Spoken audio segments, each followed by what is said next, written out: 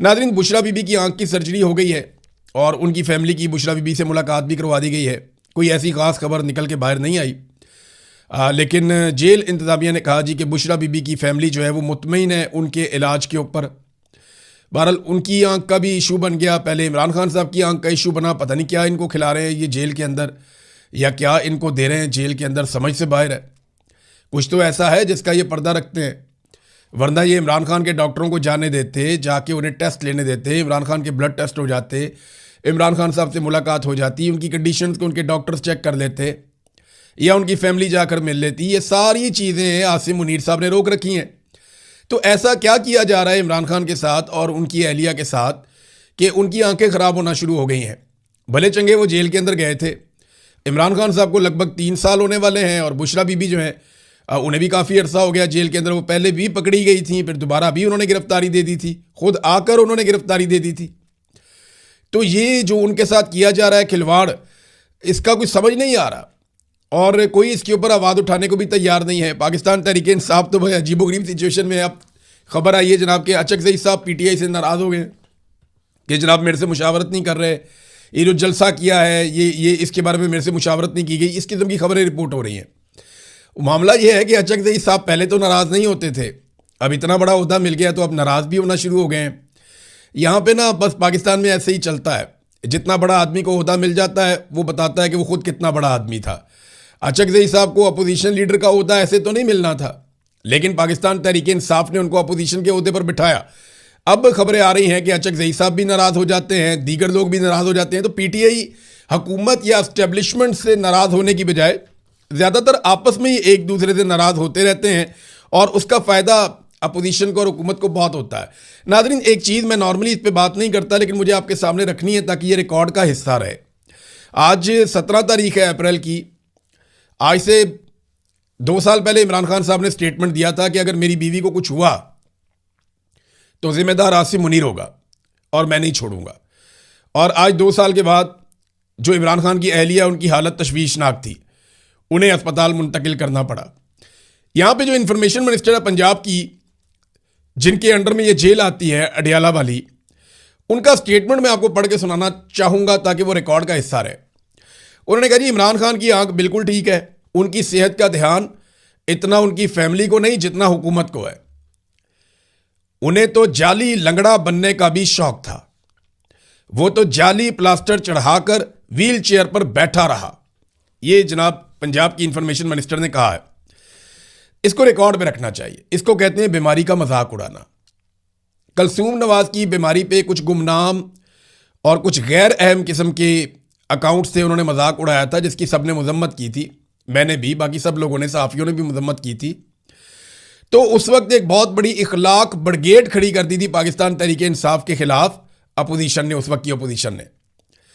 इमरान खान ने कभी मजाक नहीं उड़ाया, इमरान खान के मिनिस्टर्स ने कभी मजाक नहीं उड़ाया, लेकिन रिकॉर्ड के ऊपर रखिएगा कि इस मरतबा ये मजाक इंफॉर्मेशन मिनिस्टर खुद उड़ा रही है, और ये रिकॉर्ड के ऊपर रहना भी चाहिए, क्योंकि बारी बारी सबकी बारी। आपको क्या लगता है कि मिलिट्री एस्टेब्लिशमेंट सिर्फ PTI को मारेगी? नहीं, ये PTI से वेले हो गए ना, फिर ये आपको मारेंगे, फिर ये तीसरे को मारेंगे, फिर ये चौथे को मारेंगे। अभी भी ये जर्नैल जाते हैं जब बच्चों को लेक्चर देने के लिए, आप जरा वो वीडियोस निकालें और निकाल कर सुने ना। ये अभी जब जर्नैल जाते हैं बच्चों को यूनिवर्सिटीज़ में, कॉलेजेस में मिलने के लिए, तो वहाँ ये कहते हैं खुलकर कि सियासतदान है करप्ट, वो है बेईमान, वो पाकिस्तान को आगे नहीं बढ़ने देते।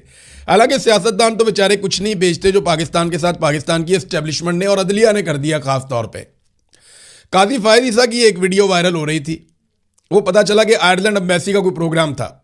एक खातून है, उन्होंने ये दावा किया कि मैं भी वहाँ पे थी, और किसी ने काजी फायद ईसा को ज़्यादा मुँह नहीं लगाया, और वो खातून यहाँ तक लिखती है कि काजी फायद ईसा वहाँ पे आंखें चुराते फिर रहे थे।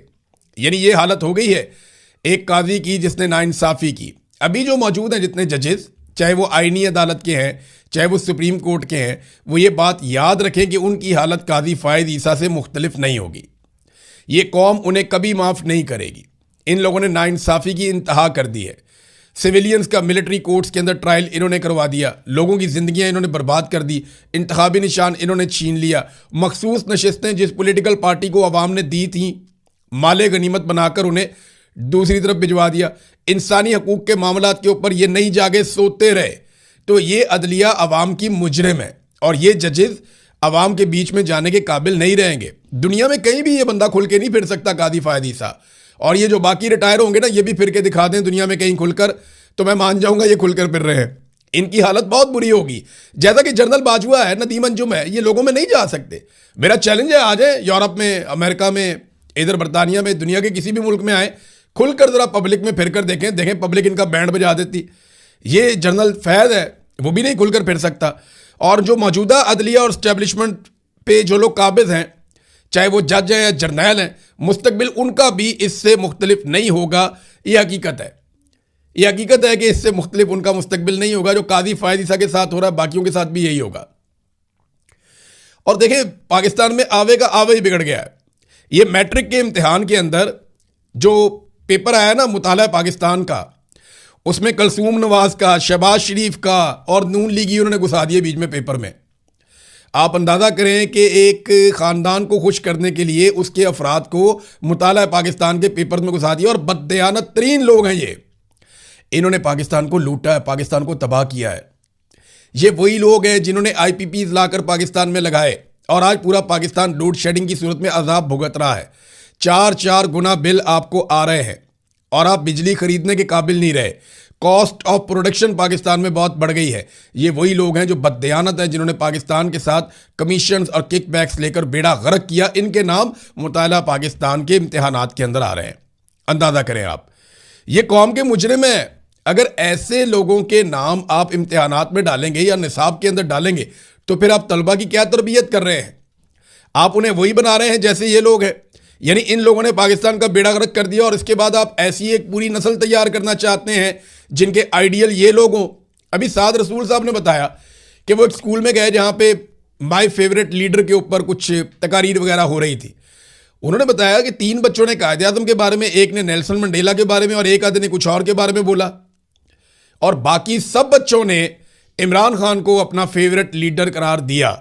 ये लगभग 50 बच्चों की बात हो रही है।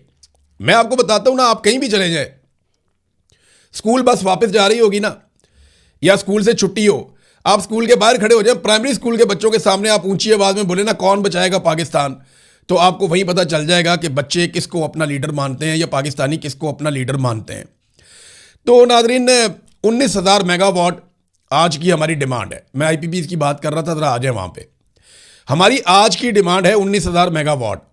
45,000 मेगावाट के करीब हमारी सलाहियत है और हम बिल जो है वो सलाहियत के मुताबिक देते हैं। यानी 2,000 अरब रुपए सालाना हम अदा करते हैं कैपेसिटी पेमेंट की मद में। वो बिजली जो हम नहीं खरीदते, वो बिजली जो बनती नहीं, वो बिजली जिसे हम इस्तेमाल ही नहीं करते, उसका हम 2,000 अरब रुपया सालाना देते हैं, जो वज़ीर आज़म के बेटे से लेकर बहुत बड़े बड़े लोगों को मिलते हैं। बहुत सारे लोगों के फ्रंटमैन वहाँ पे बैठे हैं। एस्टेब्लिशमेंट से जुड़ी कंपनियों को भी ये पैसा मिलता है। हम आज अपनी आधी बिजली उन थर्मल प्लांट से बना रहे हैं जो फ्यूल के ज़रिए से बिजली बनाते हैं। यानी हमने सोलर पे तवज्जो नहीं दी। बहुत